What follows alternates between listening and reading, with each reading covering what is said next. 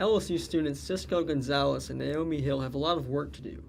Like most who watched the recent flooding, their first instinct was to volunteer to help. When it was all happening, we got together and we said, okay, we got to do something. Gonzalez and Hill with Christ the King Catholic Church are coordinating this weekend's relief efforts, just as they did last weekend when around 20 LSU students went to 10 different houses to help with flood damage. And we would go into shifts, and they had people who were just calling us, asking for help.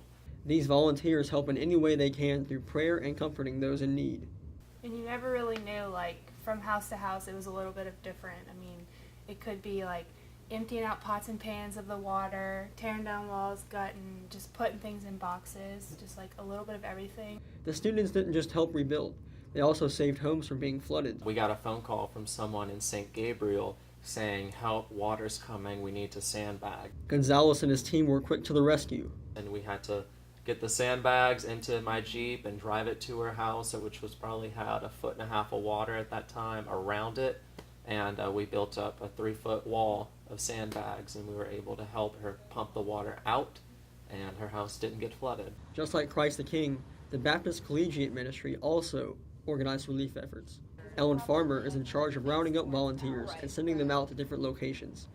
She said the recent flooding events hit home for some BCM members. We had personally 15 students at the BCM affected, their houses flood, and then a lot of people, their grandparents and things. My grandparents got 3 feet of water. Farmer said her team worked every day last week.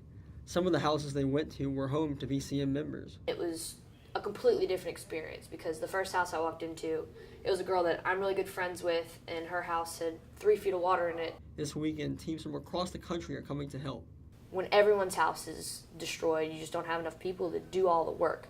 So I'm really excited that people from out of state are going to be coming in and just helping out wherever needs are needing to be met.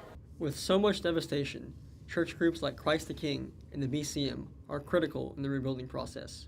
For Tiger TV, I'm Hunter Lovell.